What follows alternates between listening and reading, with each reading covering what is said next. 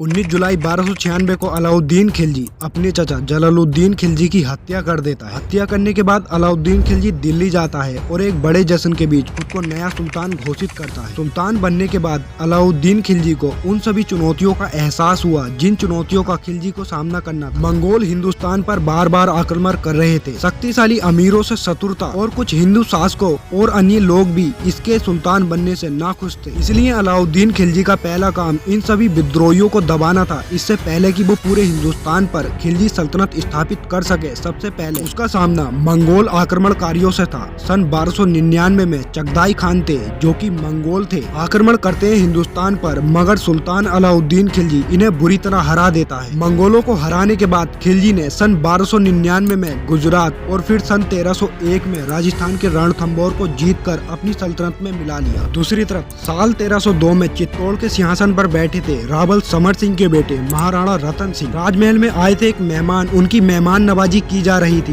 मनोरंजन के लिए मशहूर जादूगर पंडित राघव चेतन को बुलाया गया। जादूगर ने डंडे की करतब दिखाने शुरू की। राघव चेतन ने दावा किया कि अगली बार वो डंडे को ही गायब कर देगा, लेकिन इसका उल्टा ही हुआ। पंडित राघव चेतन के हाथ से डंडा फिसला और मेहमान के सिर पर जा गिरा। राजमहल में हाहाकार मच गया। एक गलती से हुए मेहमान के अपमान के इस वाकये ने अगले कुछ महीनों बाद चित्तौड़ का इतिहास बदल दिया। मेहमान के चोट लगी और सिर में सूजन उभर आई। जादूगर को पकड़ लिया गया। उसने महाराणा रतन सिंह से माफी भी मांगी, लेकिन रतन सिंह के गुस्से का ठिकाना ना था। मेहमान को चोट उनके सम्मान पर चोट थी। रतन सिंह ने पंडित राघव चेतन को चित्तौड़ से बाहर निकाल दिया। पंडित राघव चेतन वहाँ से चला तो गया, लेकिन उसने मन में ठान लिया था कि वह अपने इस अपमान का बदला लेकर रहेगा। उसने चित्तौड़ को मिटाने की कसम खा ली। राघव चेतन अलाउद्दीन खिलजी से जा मिला और उसके सामने महारानी रानी पद्मिनी या रानी पद्मावती की तारीफ भी कर डाली। बदले की आग में जलते राघव चेतन ने अलाउद्दीन खिलजी को चित्तौड़ पर आक्रमण करने के लिए तैयार कर लिया, लेकिन यही कारण नहीं था खिलजी का चित्तौड़ पर आक्रमण करने का। पहला कारण तो ये था कि खिलजी राजा रतन सिंह से इसलिए भी क्रोधित था कि उसने मेवाड़ से अपनी सेना को गुजरात जाने नहीं दिया, और मेवाड़ उत्तर पश्चिम भारत के सबसे शक्तिशाली राज्यों में से एक था और अलाउद्दीन खिलजी रानी पद्मिनी को देखना चाहता था। इसलिए उसने चित्तौड़ को चारों तरफ से घेर लिया और उसने अपने एक कासिद यानी पैगाम पहुँचाने वाले को चित्तौड़ भेजा। उसमें लिखा था कि राजा रतन सिंह अपनी सुंदर पत्नी को खत मिलते ही बादशाह आलम खिलजी को दे दो। अगर ऐसा नहीं करते हो तो चित्तौड़ को मिट्टी में मिला दिया जाएगा। ये पत्र पढ़कर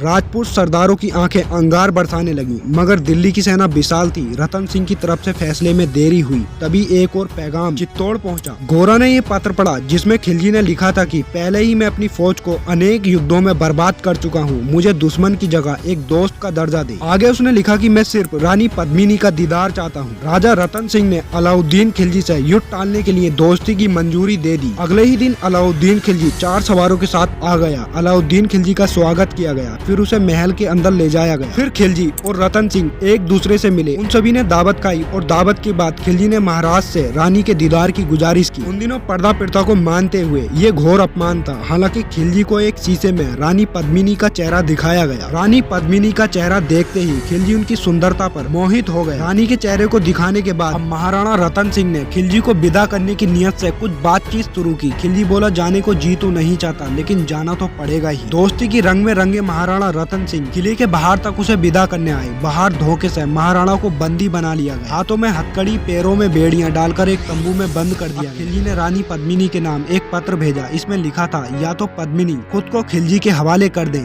या चित्तौड़ को खत्म होते दे। रानी पद्मिनी के रिश्ते के भाई थे गोरा और उनके भतीजे का नाम था बादल। बादल ने सब कुछ चुप देखा तो एक विचार कह डाला। उसने कहा, बादशाह को संदेश भेज दिया जाए कि रानी पद्मिनी आ रही है। इतनी बात सुनते ही बादल के मुंह पर एक जोरदार थप्पड़ पड़ा। थप्पड़ मारा था गोरा ने। गोरा ने कहा, ऐसी बात कहने से पहले तुम्हारी जीभ कट क्यों नहीं है? पद्मिनी तुम्हारी बुआ है, मेवाड़ की आन है, मर्यादा है। बादल ने थप्पड़ की चोट सहन करते हुए कहा, मेरी पूरी बात तो सुन लीजिए। संदेश भेजने के बाद डोले सजाएं। हर डोले में एक हथियारों की पोटली और एक वीर सैनिक बिठाया जाए। मेरे पास हथियार भी हो और एक छेनी भी रखो। राजा से मिलने के बहाने में राजा रतन सिंह की हथकड़ी काट दूंगा, फिर खिलजी सेना पर हमला बोल दिया जाए। बादल की बात सबको पसंद आई। खिलजी को जैसे ही संदेश मिला कि रानी पद्मिनी उनके पास आने को तैयार हो चुकी है, सभी डेरों में जश्न की तैयारियां कर दी गई। इधर डोले सजाए गए, सब में शस्त्र रख दिए गए। एक सैनिक अंदर ऊपर बैठा वह 4 सैनिक डोला उठाने वाले कहार बन गए। योजना के मुताबिक बादल पद्मिनी की जगह श्रृंगार कर एक खास डोले में बैठ गया। बादल पद्मिनी का श्रृंगार किए राजा रतन सिंह के डेरे में पहुंचा। बाहर खड़े रक्षा कर्मी ने कहा, डोले का पर्दा खोलो। कहार सैनिक बोला, महारानी का पर्दा खोलने का तुम्हें अधिकार नहीं, पीछे हटो। तब तक रक्षक जरा सा पर्दा हटाकर झांक चुका था। स्त्री वस्त्रों की झलक देखकर पीछे हट गया। उसे लगा कि रानी पद्मिनी ही है। डोला डेरे के भीतर गया। राजा रतन सिंह तभी से गुस्से में थे जब से उन्होंने पद्मिनी के आने का समाचार सुना था, लेकिन बादल को देखते ही वो शांत हो गए। बादल ने तुरंत उनकी हथकड़ियां काट दी, पैरों की बेड़ियां काट दी। राणा रतन सिंह को उनकी तलवार भी सौंप दी। फिर बादल के संकेत देते ही डोले के सैनिकों ने शस्त्र संभाल लिए। खिलजी के सैनिक जश्न मना रहे थे। ऐसा हल्ला मचा कि किसी को समझ ही नहीं आया। राणा रतन सिंह और बादल के नेतृत्व में राजपूत सैनिक शत्रुओं को काटते हुए आगे बढ़ रहे थे। दूसरी ओर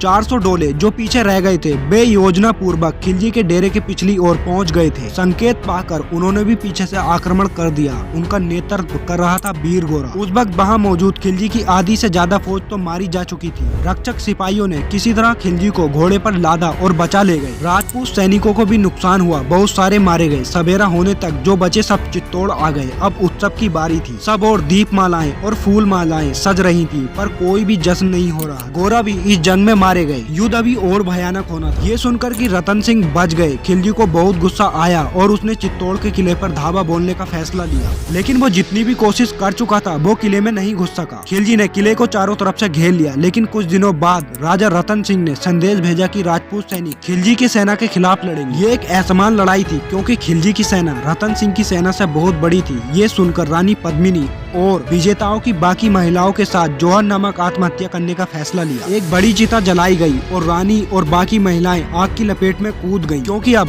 राजपूतों के परिवार की सभी महिलाओं की मृत्यु हो जाने के कारण पुरुषों के पास आगे देखने के लिए कुछ नहीं था। वो सभी खिलजी की सेना के खिलाफ बहादुरी से लड़े और मारे गए और राजा रतन सिंह भी इस लड़ाई में मारे गए। इस शानदार जीत के बाद अलाउद्दीन खिलजी ने किले में प्रवेश किया, लेकिन केवल मृत महिलाओं की राख और हड्डियां मिली। अंत में अलाउद्दीन खिलजी ने चित्तौड़गढ़ को अपने नाबालिग पुत्र खिज्र खान को सौंप दिया। चित्तौड़गढ़ में अपनी जीत के बाद खिलजी उत्तर भारत के राज्यों में अपने साम्राज्य का विस्तार करना जारी रखा, यहाँ तक कि खिलजी भारत के दक्षिण की ओर भी बढ़ गया।